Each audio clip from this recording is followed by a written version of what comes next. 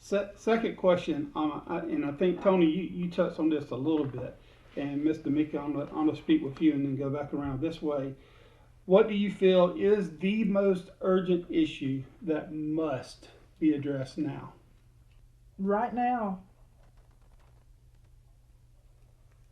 it's that's a tough question. Mm. It's hard to put words. They're all tough questions, but it's hard to put in words. But I think right now we need to reach out as Christians and show love, respect, concern, engaging in dialogue and conversation and understanding. Even the four of us will be very eye opening and it'll be very helpful for people to engage in conversation. But each person, I think, and each family needs to look inside their hearts and see what they can do. What are they going to do? What's one change you can make? Um, because it's going to look different for everybody. To just be, to make a difference, to make a change. What's one thing individually you can do today that may not make a huge impact, but is some impact? Not to just be like, just ignore the issue because it's been ignored for way too long, but just to have support to me from my non-black friends, whichever nationality or ethnic group they associate with, to have their support to say, "Hey, I understand. I see you. I'm not ignoring this. I'm not keeping my mouth shut." Because people being silent is what's been very frustrating moving forward.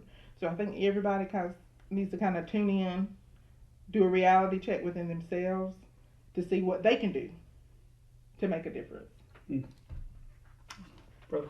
Yeah, I'll just go right with what she said on that line. I always uh, remember, I've been married for 30 years, and at some point in time, I wanted to blame my wife for everything, and she probably wanted to blame me for everything.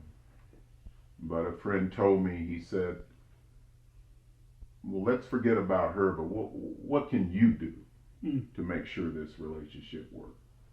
And I want to be able to, as you said, I want to be able to dialogue and communicate. I wrote that down, but I want to be able to see what I can do. I gotta test my spirit, make sure that I'm the one that can do something before I latch out.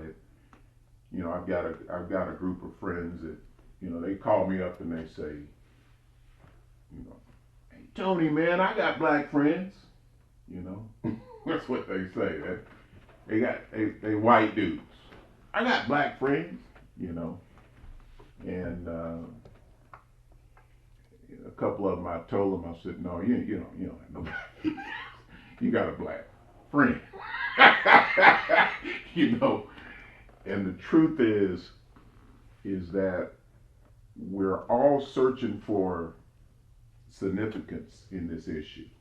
We're searching for, we search for significance anyways as we go through life. Everybody, that's why if you look at Facebook or, everybody wants likes, everybody wants response. And it's got to be good, and if it's not good, we got issues. But I told them, I said, your life is an open book. So if you can tell me all you want to that you got black friends or you doing this, you doing that, but the truth of the matter is your life is gonna show who you hang out with. If my dad used to say, you lay down with dogs, you get up with fleas. So if you hanging out with dogs, you're gonna have fleas. It's gonna show. And so I always look at myself, and I tell them, I said, you don't have to excuse. I'm not your I'm not overseeing you on this issue. I've got to focus on myself when it comes to making sure that I am raising the banner in the right way, in a Christian way, and that's what I think is urgent.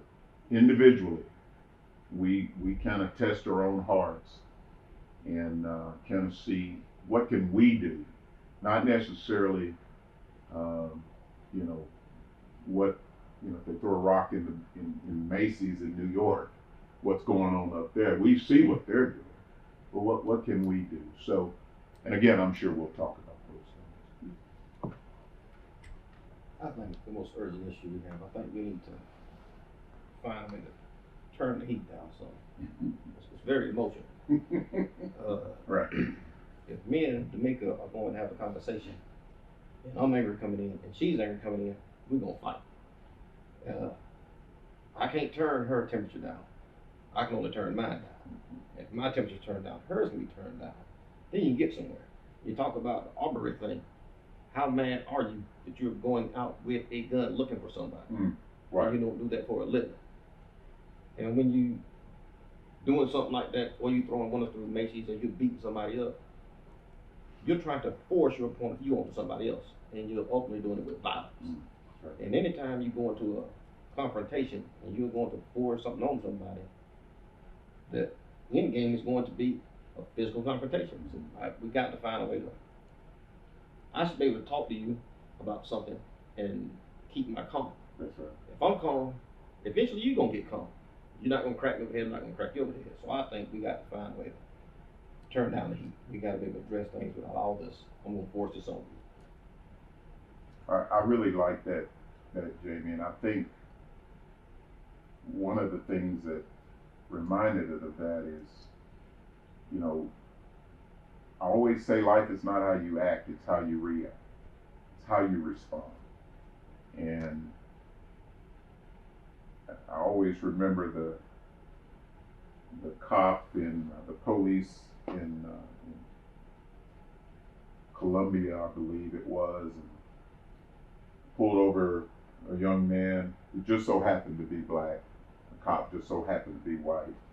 And he pulled him over, and just like you said, everything was calm.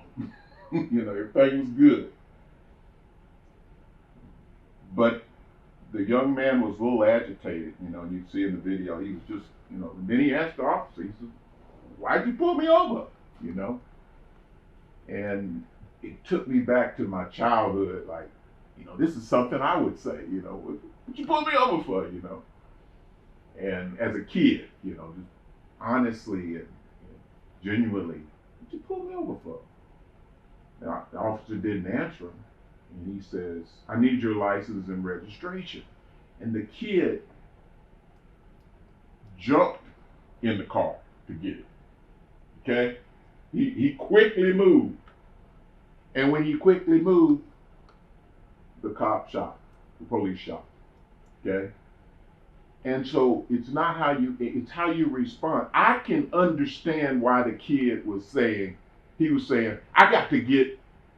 I'm ready to get out of this. So he's moving quickly. You see what I'm saying? You with me on this? He's moving quickly to get, whether he's supposed to move, he didn't know no better probably. I don't know if he did or not. I know. I ain't supposed to move quickly when they asked me to do something. But the kid was moving to get so he could explain to him, "Hey, I'm innocent," or whatever I'm good. Everything's good. And when that happened, he shot him. And so what I'm saying is, it's really not how you gotta, your reaction to this is really key, if you ask me. And I love the way you said it. I forgot what words you used, but calm. You used the word calm, I think. But put the situation, and I think we're at a place where we need to calm down right here. Let's just urgent is just let's get to a place of peace, and then we can dialogue and talk.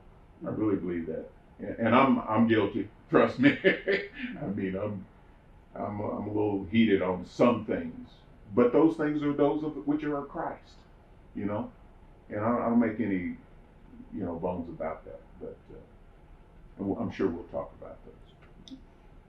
Now I'm gonna put the next two together, and let's say we're at that point where a calm conversation can be had. Are there certain things that only the white population can correct, and are there certain things that only the black population can correct? Well, I don't think there are certain things that a race can exclusively correct. There are some blind spots in both. For one, let's look at this. If you take a young African American is entering into the world, and he simply gets rejected because of his race, and it happens. It's probably happened to you. It's happened to me. I don't know if it's happened to you. You look younger, but it may happen. But when it happens, that's gonna fuel some anger in you. Because, you know, he didn't actually be 6'75".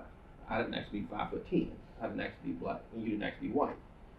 So when you get rejected because of that, that's gonna cause a certain amount of anger. But that doesn't mean every white person's a racist. That situation you talked about, 3 very good situations. But the last situation, I know the one exactly you're talking about. There's a lot of things that play there. A lot of things that play there. But anyway, even if you take what you said as completely good, that he shouldn't have moved fast, that's still a bad shooting. That's right. And the way you tell the story, the young man escalated, the cop escalated collision. Now, and so I remember being at a baseball game years ago at the 1200 field, and there was a young African American kid, came from very adverse circumstances. He was literally the worst behaved kid in his age group. I didn't think the kid would get out of elementary school. He was so bad. And some parents sat up there and said, why don't his parents teach him better? I didn't say anything at the time, but my thoughts were, if his parents ain't doing it, why ain't somebody else doing it? We can all see it. That somebody did everything. Somebody stepped in that kid's life. And I can tell you that kid went from being one of the worst to one of the better behaved kids. So we can't assume just because that kid is misbehaving that he has the right tools to correct that behavior or what's there. I don't think it can be addressed exclusively. I just think we all need to work apart. Like I once told my own church, you see the kid or the person that's struggling. We drive past, we walk past them every day. If it's really important, if we really care, go address the daggone issue. Stop driving past him, stop walking past him, stop saying, oh, his mom and dad do it. You go do it. Obviously, we grew up culturally, the community raised the child. You know, some of us, being black folk, obviously we probably didn't, whatever status maybe our parents had. Some of us were maybe adopted, or foster care, things like that. But majority of us, the place was in the 60s. Every decision that black folk made in the community, everybody knew about it. You know, it wasn't no secrets. You know, we knew about how to do things because the community taught us. And I think you're right. We've got the core issue of what we could do continues to be those things which are community driven. And I don't know if we're quite there. I think people are lazy. Mentorship is not what it used to be. You know, and again, Jamie, you know my history with spiritual two-a-days, and I think mentorship is the key. I think you take people like myself and you begin to invest in the lives of young people. It's going to go a long ways, but I don't know if I think we're lazy. I don't know if we really want to take that time out to invest in the lives of young people, even on these issues. You know, and again, practically, you think, you know, how to put on deodorant, brush your teeth, you know, all the way down the line, feeds itself. Just think if some of these young men or young ladies had people like ourselves in their lives that truly invested in them. The core issues would be just that. You know, we can let's raise that banner and move forward on a positive note. So what's urgent right now is just that. Is we gotta what can we do as blacks is make one thing is one layer is make an investment. That's what I'm seeing. I can't speak for whites as a whole. Okay, Right. I don't know what they can do. They can, I'd like to hear it from you. Okay. What can you do? But I know within our communities, we need to dig deep. As officers said, we got to dig really, really deep in making it happen in our communities even further. Drive that state,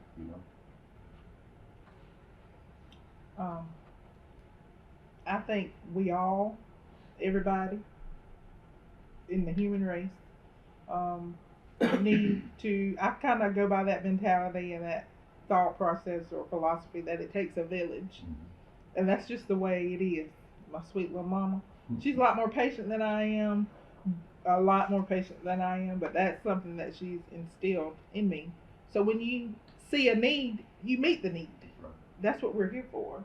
And a while back, people say, "What would Jesus do?" Well, that should be our mentor and our mentality all the time. So we need to invest in the children, but we need to invest in people as a whole, and use God as our compass.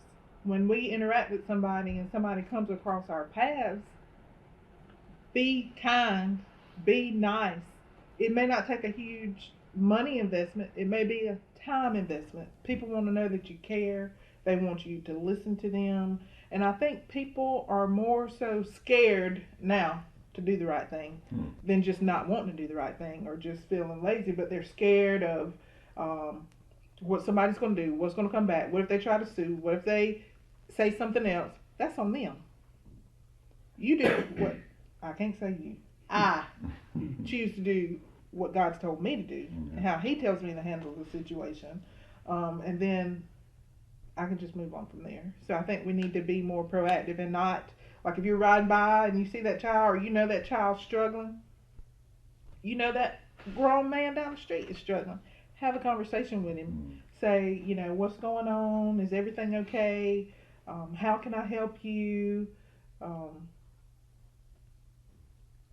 God is your compass. Use Him, and He will lead us. And if we listen to that intrinsic voice, then that will make a huge difference.